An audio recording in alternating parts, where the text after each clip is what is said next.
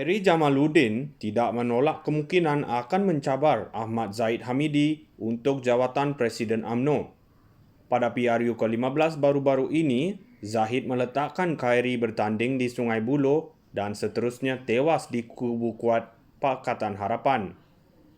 Kita akan tengok kata bekas Menteri Kesihatan secara ringkas ketika ditanya sama ada dia mempertimbangkan untuk bersaing untuk jawatan tertinggi dalam pemilihan UMNO yang dijangka diadakan awal tahun depan.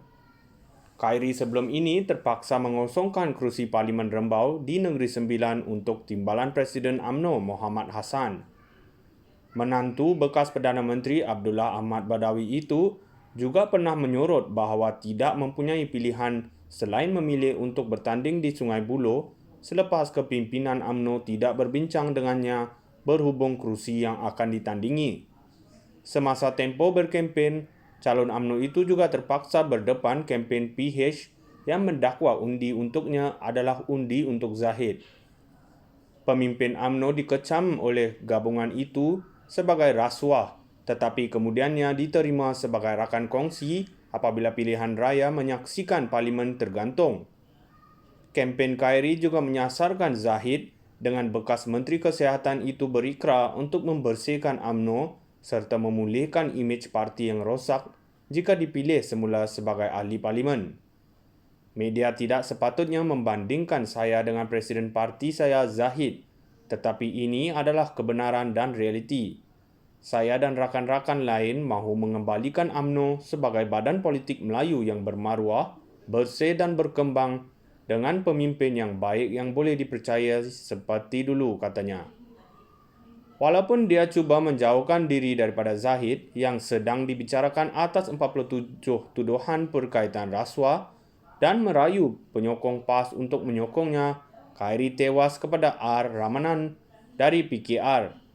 Lebih malang buatnya, Zahid kemudiannya dilantik sebagai timbalan Perdana Menteri selepas BN bekerjasama dengan PH dan pengurusinya Anwar Ibrahim. Sebelum pilihan raya umum, Khairi berkata bekas Perdana Menteri Ismail Sabri Yaakob perlu bertanding jawatan tertinggi UMNO manakala dia dan Hishamuddin Hussein akan memutuskan siapa yang akan bertanding jawatan nombor 2. Dalam pemilihan UMNO pada 2018, Khairi menentang Zahid untuk jawatan presiden namun gagal. Veteran UMNO Tengku Razlik Hamzah turut menyertai saingan itu. Khairi Jamaluddin tidak menolak kemungkinan akan mencabar Ahmad Zahid Hamidi untuk jawatan Presiden UMNO. Pada PRU ke-15 baru-baru ini, Zahid meletakkan Khairi bertanding di Sungai Buloh dan seterusnya tewas di kubu kuat Pakatan Harapan. Kita akan tengok kata bekas Menteri Kesihatan secara ringkas ketika ditanya sama ada dia mempertimbangkan untuk bersaing untuk jawatan tertinggi dalam pemilihan UMNO yang dijangka diadakan awal tahun depan. Khairi sebelum ini terpaksa mengosongkan kerusi Parlimen Rembau di Negeri Sembilan untuk timbalan Presiden UMNO Muhammad Hassan.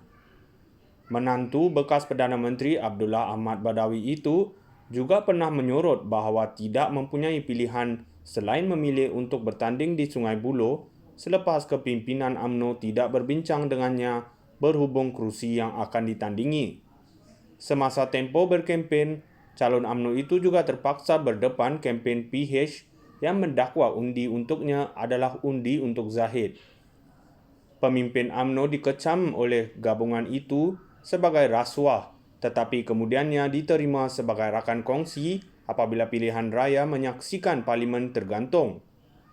Kempen Khairi juga menyasarkan Zahid dengan bekas Menteri Kesihatan itu berikrar untuk membersihkan UMNO serta memulihkan imej parti yang rosak jika dipilih semula sebagai ahli parlimen. Media tidak sepatutnya membandingkan saya dengan Presiden Parti saya Zahid, tetapi ini adalah kebenaran dan realiti. Saya dan rakan-rakan lain mahu mengembalikan UMNO sebagai badan politik Melayu yang bermaruah, bersih dan berkembang dengan pemimpin yang baik yang boleh dipercaya seperti dulu, katanya. Walaupun dia cuba menjauhkan diri daripada Zahid yang sedang dibicarakan atas 47 tuduhan berkaitan rasuah dan merayu penyokong PAS untuk menyokongnya, Khairi tewas kepada R. Ramanan dari